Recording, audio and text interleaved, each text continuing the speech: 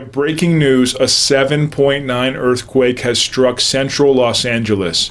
Reports are coming in from many residents who are experiencing injuries, damage to their home, as well as streets and buildings. The governor person and injured 50. Today's tremor was the most violent of many to hit the city since the original quake killed 6 people and caused damage estimated at $150 million. It was by far the strongest of more than 100 aftershocks that have rattled Southern California since Thursday's earthquake. This one registered 5.5 on the Richter scale, 6 times less powerful than the main event 3 days ago, but strong enough to cause substantial new damage to buildings and private homes. 4 on the Richter scale. One of the stronger aftershocks hit as a local TV station was on the air live. And here's another aftershock or another earthquake happening right now. I'm not sure which. I'm going to get under this desk. I apologize for the theatrics. Okay. My goodness, a live earthquake right here. My God. And I don't think anything's going to fall on me. Here. I'm watching the lights. Are we still there? I think we've lost you, Clark. The damage was immediate and widespread. The worst of it seemed to be in and around Whittier, 15 miles from downtown Los Angeles, and near the apparent center. Was worst hit. At least 6 people died. Hundreds of others were injured, and more still suffered heart attacks. The quake was centered to the west of the San Andreas fault line, which runs the length of California. It wasn't the great quake Southern Californians have long worried about, but when the earth shook this morning, it was a terrifying taste. This video camera was rolling when the aftershock hit at 1 minute before 4 o'clock this morning. The tremor lasted for 10 to 15 seconds and terrified thousands of residents. I have no place to go now. This is my home.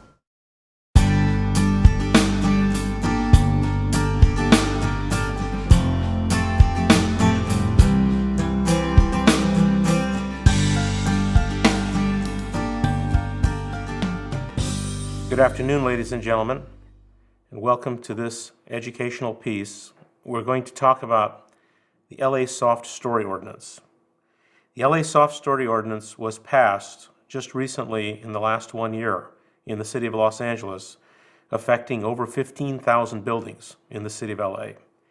And the purpose of this educational video is to give you an overview of that ordinance and to talk about how it impacts thousands and thousands of people in Southern California.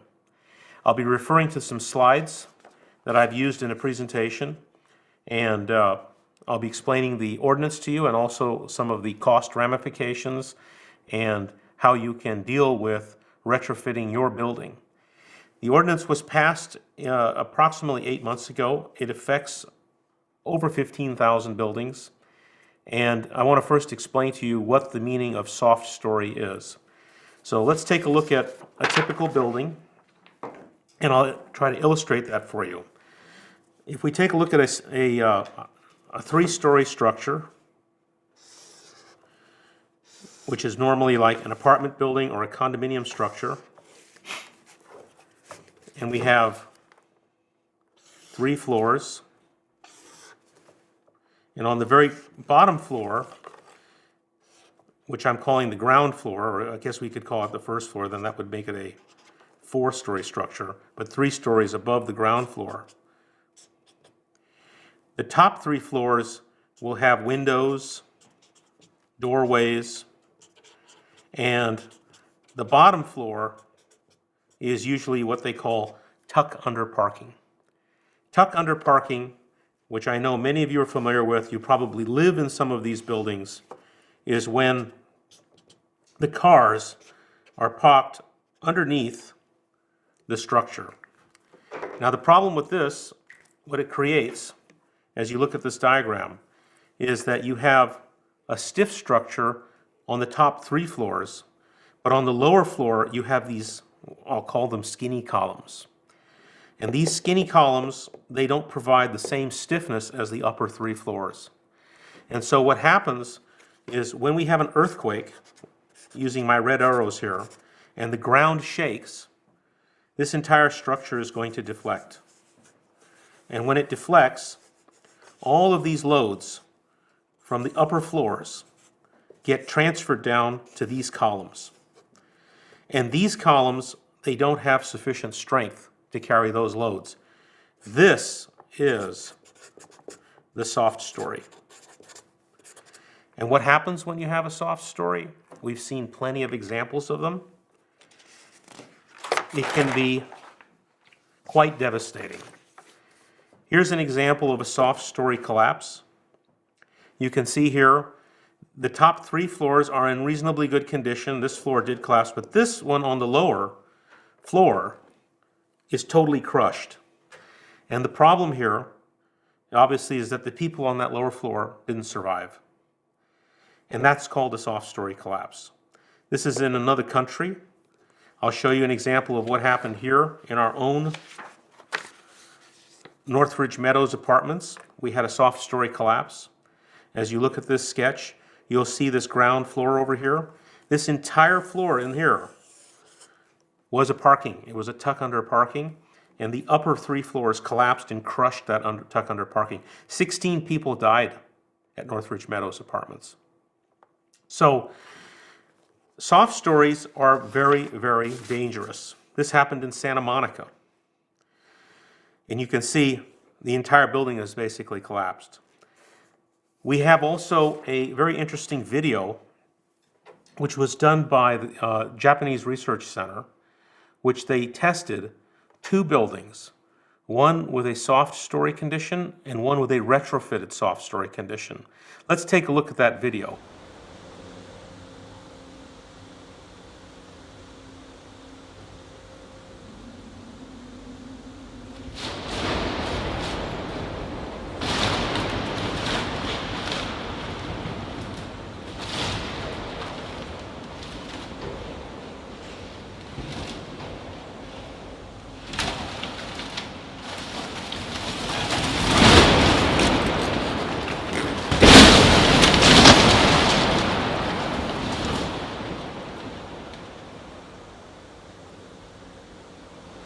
So you can see from the video what happens in a soft story condition. The building with the soft story condition was a total collapse and it actually rolled over. The building that was retrofitted survived. So the city of Los Angeles is identified as a high seismic risk zone. We know that. We live in a seismic risk zone. We have thousands of faults. We have, on average, 2,000 to 3,000 earthquakes a week in Los Angeles, out of which maybe 99% of them are undetected because they're less than magnitude 3. But this is a very high seismically active zone. So the cities that have critical seismic zones, which includes Los Angeles, San Francisco, Oakland, Sacramento, recognize this as a risk and collaborated together to develop the Softstory Ordinance. And so they have embarked on creating a seismic rating system and an ordinance requiring building owners that have this potential risk of collapse to retrofit their buildings. It's a safety measure. The City of LA created the safety measure, and it's called the LA Seismic Retrofit Program. Los Angeles Seismic Retrofit Program. And this handout, which is available, you'll see the link up on the screen, gives you the basic parameters and also tells the tenants in buildings like this. With over 15,000 buildings affected, it's a fairly drastic ordinance. The timeline for implementing the ordinance is approximately 7 years. Let's go over the timeline. So the building owner has, from the date of the order to comply, which is when they get the notice, they have 7 years to comply with the ordinance. In the first 2 years, they have to submit proof that they have hired an engineer and that they're in the process of retrofitting their building. And the city's quite serious about this. The city will issue the order to comply, and building owners that don't comply will be subject to penalties. So it's a mandatory ordinance, and the tenants will be made aware. Order to comply will be issued, and it will affect the title of the property. So as a building owner, you've got to comply. And that's what we're going to talk about today. We're going to talk about how to comply, the cost of compliance, and the different options that you have. in order to meet the compliance. Just as a matter of interest, so that I keep your interest throughout this course, I want you to think about this question, and I'll give you the answer at the end. Which is the safest structure best designed for earthquakes, tornadoes, hurricanes, nuclear attack, and terrorist attack? We have different classifications of structures. We have residential, commercial, hospital, police stations, fire stations. Think about that. I'm going to give you the answer at the end because I want to keep your interest. I'll tell you what the safest type of structure that's available in the commercial space.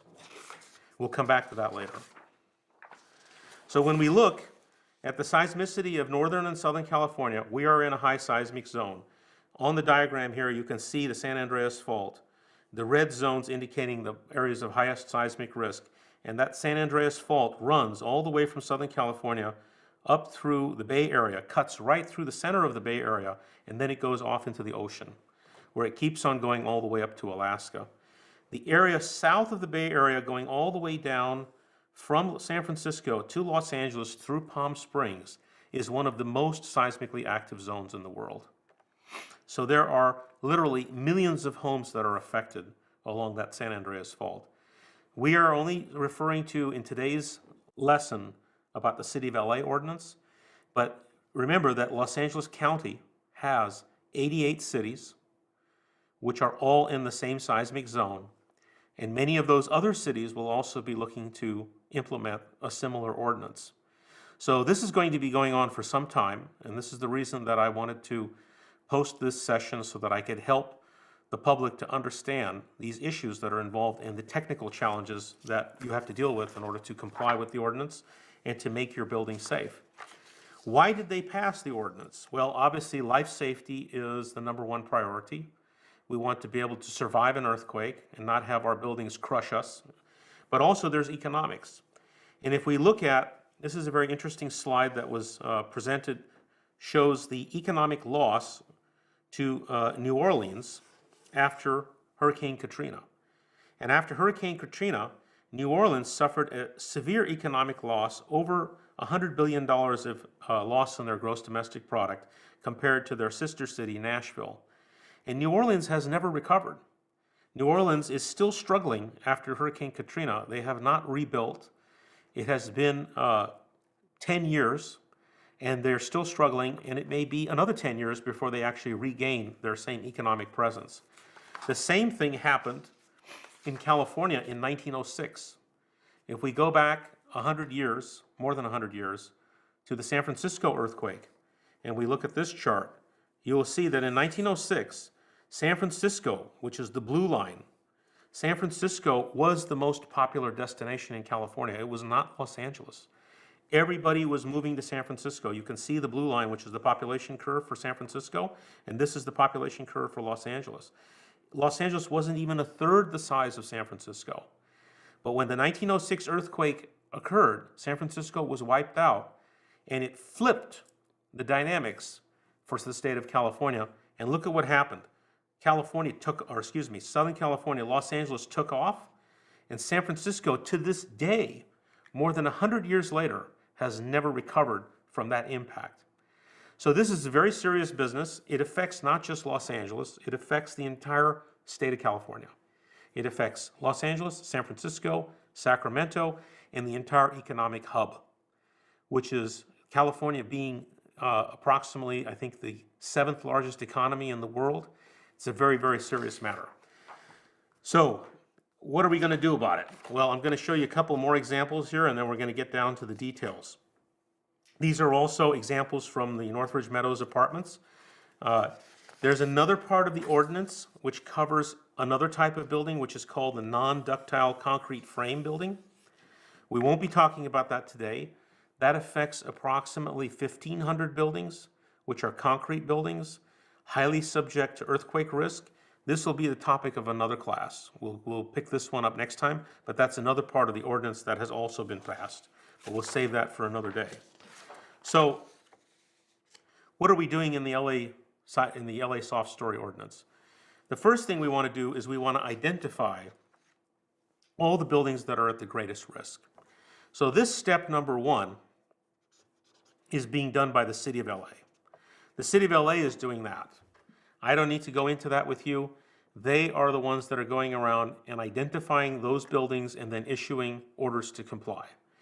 When the owner gets the order, the owner then has to mitigate those risks by strengthening the buildings. The city is also trying to provide some financial incentives to those building owners so that they can help to finance this or create tax benefits. That again is a separate topic. It's outside the scope of this presentation, but there are some financial incentives out there. We're going to focus on this topic, how to mitigate. What do we do? How do we strengthen the building? So here's a great sketch, which I took courtesy of the Los Angeles Times, which kind of explains very nicely in 3 dimensions what the danger is of a soft story. So here on the left hand, you can see the building, which has a pretty robust second story with these weak columns. This is very, very common in Hollywood, Santa Monica. I'm sure many of you are living in these buildings. When you see this type of a framework, that is potentially a soft story and a collapse hazard. In a fairly moderate earthquake, that entire building will collapse. And you can see that illustrated in the second portion of the figure, which shows that under lateral movement, that entire floor will collapse, that entire floor will come down. And obviously, if you have 2 or 3 or more stories up there, and we are, being Los Angeles, being very densely populated, the risk is even higher. So what do we do? Well, the solution focuses on using strengthened columns, either steel columns, moment frames, or possibly shear walls, to strengthen that lower floor so that it does not have a weak stiffness line, so that it doesn't collapse.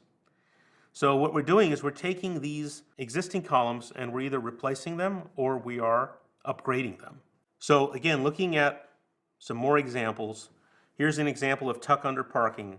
There are thousands of buildings that fall under this category. You can see from this photograph, you have 1 story up above and these very, very, skinny columns that have very little lateral stiffness. This is a collapse hazard. That's a soft story. And then we look at the larger apartment buildings. This is one you can see rows and rows and rows of tuck under parking. 2 stories up above. It's a collapse hazard. This whole thing needs to be retrofitted. So that's how we identify the problem. And once we've identified the problem, now the question is, how do we mitigate it? So I drew this sketch for you before. We have to strengthen the weak column line. And so what we're going to do is we're going to come in with our solutions. Here are the options. One option is retrofit options. We can add new shear walls. I'll explain what that is. A shear wall is essentially a wall that comes in to supplement the stiffness on the ground floor. And you have your upper floors up here, and that creates a higher stiffness. It's basically strengthening using a wall. Another idea is to use a steel moment frame, and we'll talk about a steel moment frame in a second. We can also add new steel columns, which we call flagpole or cantilevered column. I'll go into that in a minute. We can also strengthen the existing columns. If it's already steel, maybe we don't need to replace the existing steel. Maybe we can strengthen it. Maybe we can box it up and create a tube. I'll explain that also. We can strengthen the existing framing with shear walls and or strong walls. We'll talk about that. So here you have 5 options, and it depends upon your structure. It depends upon what the logistics are. It depends on how many floors there are. The first step is to examine the structure, do a feasibility study, and try to see which one of these is the most cost effective. For example, let's say we're looking at, here's an example, hypothetical example, 1, 2, 3, 4 stories over my soft story. In this example, two solutions. One is to put in 2 shear walls, and the other one is to put in a single moment frame. Now, what's the problem with the first one? The first one is most likely going to be cheaper. But the problem is, as you can see, is you lose parking. And that's the problem with shear walls. They take up the parking, and no tenant likes to lose their parking. As of right now, everybody, parking is sacred property in Los Angeles. Nobody wants to give up a parking space. So usually, this is not a viable option unless you happen to have an apartment building that has excessive parking. I haven't seen it, but I'm sure there's a few out there. So usually I don't recommend the first option, or it's not going to be accepted by the ownership. Second option is a good option, but I want to go into the details of putting a moment frame in. It's a lot more involved than just what this drawing shows, and we're going to explain that in a moment. Okay. So, and then going back to our other retrofit options, we can also put in steel columns, which we call the flagpole. We can also strengthen existing columns. Let's talk about the steel moment frame. Steel moment frame gets a lot of attention, and I want to explain what a steel moment frame is. Steel moment frame is a combination of columns and horizontal beams that are rigidly connected at the joints. What do we mean by rigidly connected? And let me try to explain that with a simple sketch. If I have a frame which is made of steel, and I apply a load on the side, if these are rigid connections, which they are supposed to be, and everything here is made out of steel, when this deflects, it's going to deflect like this. It's going to deflect in a way that the angle between the column, here's my beam, that angle between the beam and the column always remains at 90 degrees. In other words, there is no rotation.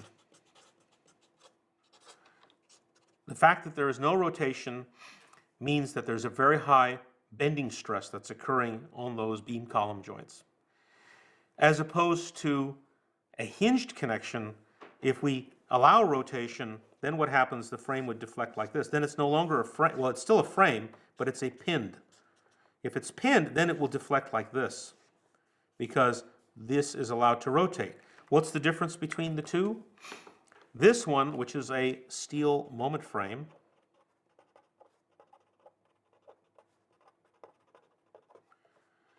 will have a shorter deflection.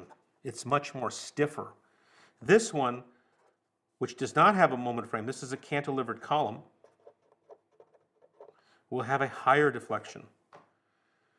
So it all depends on whether or not the building can tolerate the higher deflections.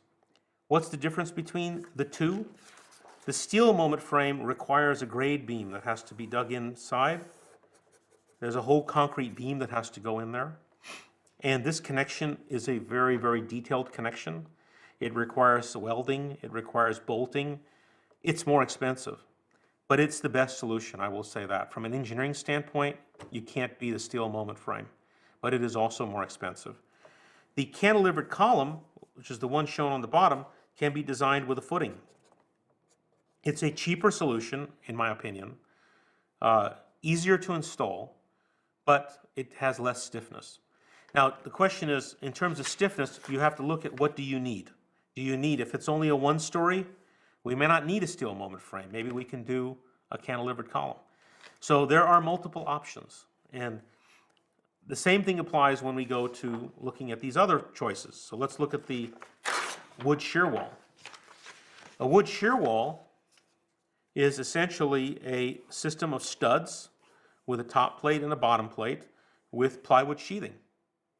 And what does a wood shear wall do? When you put the plywood sheathing and you apply this force, this plywood sheathing, which sandwiches to the stud, prevents the shear wall from deflecting. It's as simple as that. If you didn't have the sheathing and you just had the studs, the wall is less stable. You apply the load, the studs will just bend. But when you put the sheathing on, it ties it all together, creates a panel. And that's what a shear wall is. Shear walls versus moment frames, which ones are stronger? No question, steel moment frame, much stronger. Shear walls are the weaker. The flagpole, the cantilevered column, is equivalent to a moment frame, definitely stronger than a shear wall, definitely maybe a little bit more expensive. What about the fourth option, strengthening existing columns? What do I mean by that? Let's talk about that for a minute. So let's say your building has some steel columns already in place. Usually those columns will be in the form of I-beams. They'll look like this. So maybe when we look at your building, we find that the steel columns are already there, but they're not big enough. Well, we can come in and we can weld new plates on the side of that steel column. We can also weld new plate on the stronger side, and we can box that in and create a new column, which is much stronger than the original column. So it's more than one option, and maybe the strengthening of the existing column works. Again, there's no one solution, there's multiple solutions.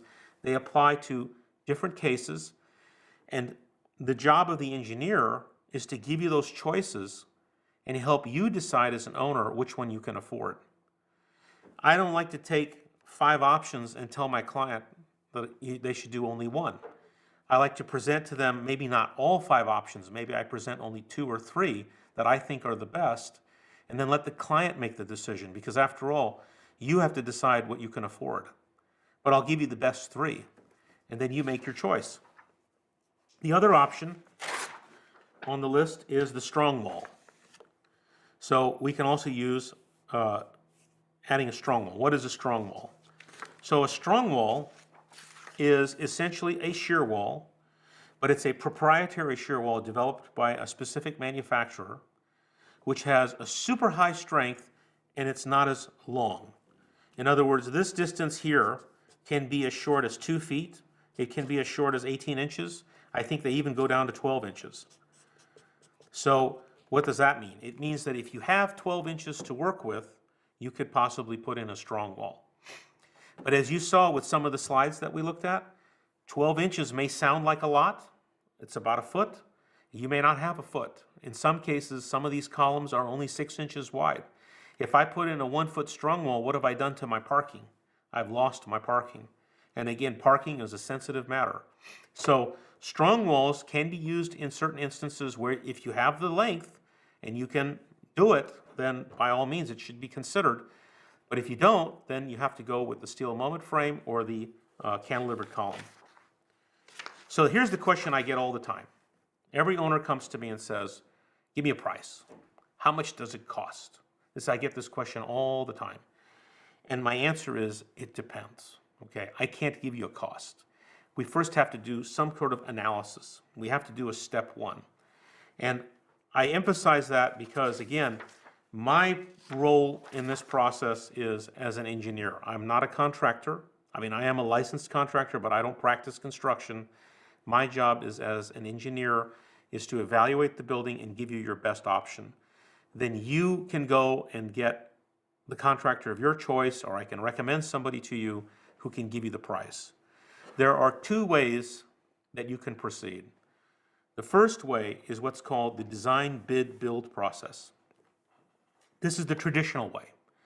In the traditional way, step 1, we do a preliminary evaluation. Does your building comply? Maybe your building already complies. Just because they gave you the notice, it doesn't mean that you necessarily have to do something, because it just means that they're letting you know that you need to examine your building. Is it a soft story? We have to do some destructive testing. We have to come out to the building. We have to cut some stucco. We have to see whether or not the columns are steel or they wood. So we have to do some evaluation unless we have a set of drawings. Then we have to do some calculations.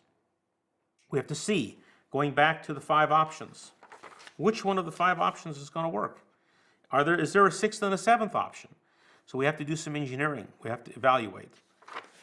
Then, after we do the evaluation, you can come up with a cost.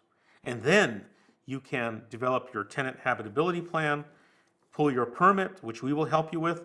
And at this point is where you retain your contractor and start with steps 6, 7, and 8, which is to engage the contractor and let the contractor go do what they do, which is to build it. This is the preferable option. This is what I recommend, option number 1. Option number 2, another choice. Some people don't want to take the steps of doing the evaluation, the structural design. Some people want a price, and they want it done now. So there are some companies, we call them design build companies. This is called the design build process. The design build process They will do some sort of preliminary evaluation, but now what happens is the contractor steps in at the very beginning, and the contractor will bring in an engineer to prepare a design. So the initial steps of evaluation and looking at options is eliminated for the most part, and the design builder, the contractor, will then just come to you with one option, with one price, and say, that's our price, that's our solution. And they will go straight to design documents. It's definitely a faster procedure, but my advice to you as owners and tenants is that you are then disengaged from the different choices. And sometimes this will work. I'm not saying it's not a bad option. We've done it. We work with contractors, but I just want you to be aware of the two choices, because there are a lot of people that are running around in town who are offering only the second option. I want you to know that there is a first option, and that you should, if you want to economize and create the maximum benefit, that you should at least be aware of it. Again, you're the client, you're the owner, the decision is yours in the end.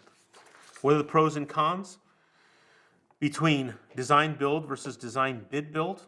Design build results in one price, but you can have change orders, may exceed the original budget, because in design build they may not have done the destructive testing.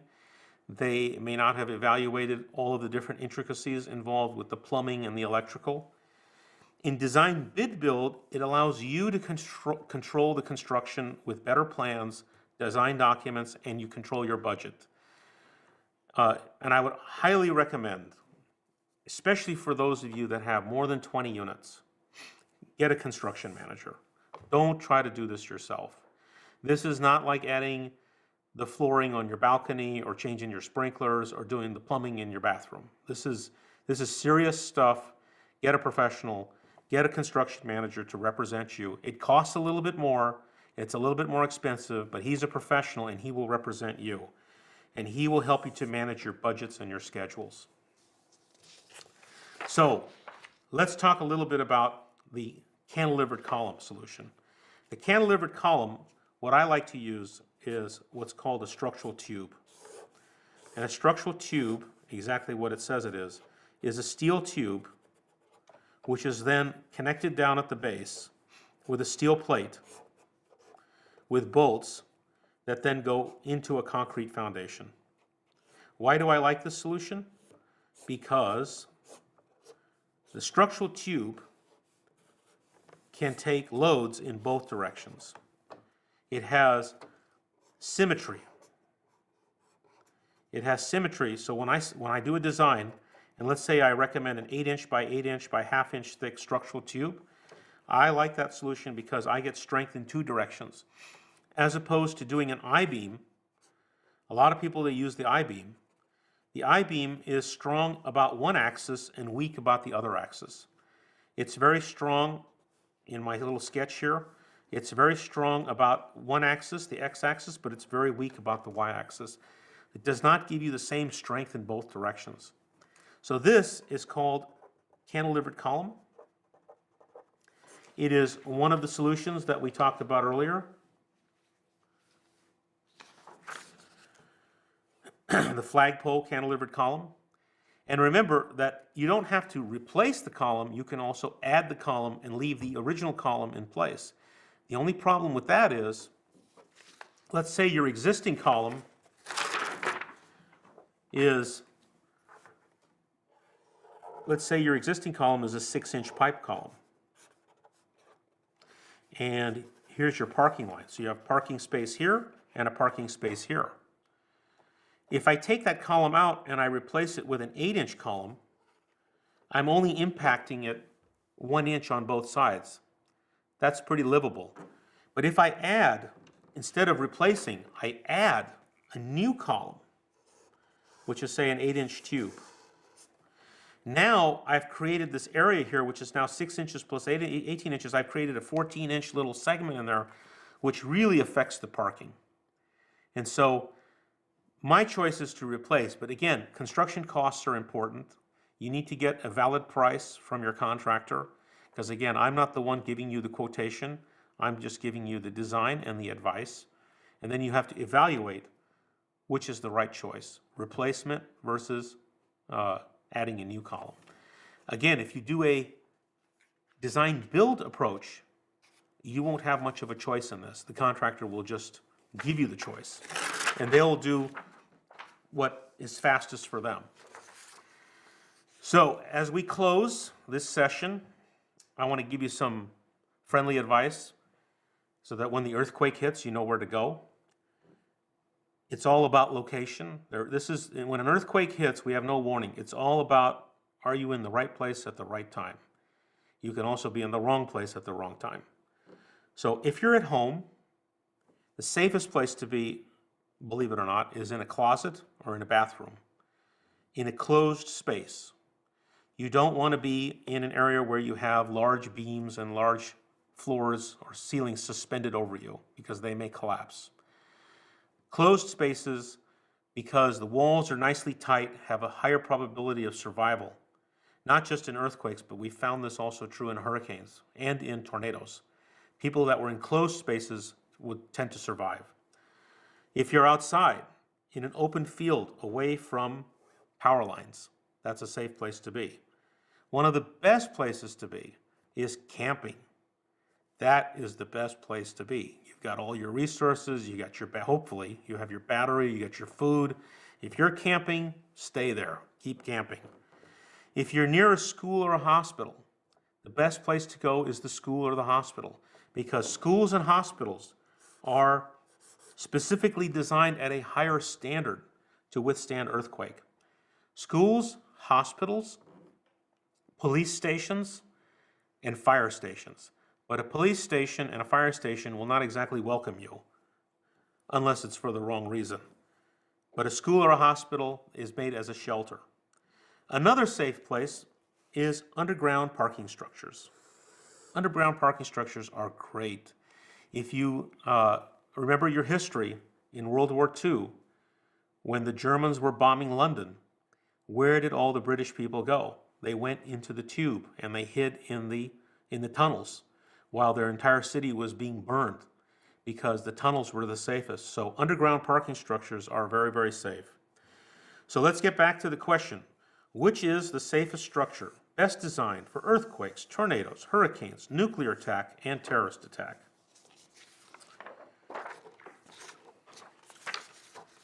And the answer is prisons. Not exactly the place you want to be, but they are very well designed. They are solid, mainly because they're designed for keeping people in, not keeping them out. So not exactly your first choice, but certainly the safest structure. You'll be pleased to know that in the event of a cataclysmic earthquake, our inmates will survive us. We may not survive, but they will survive.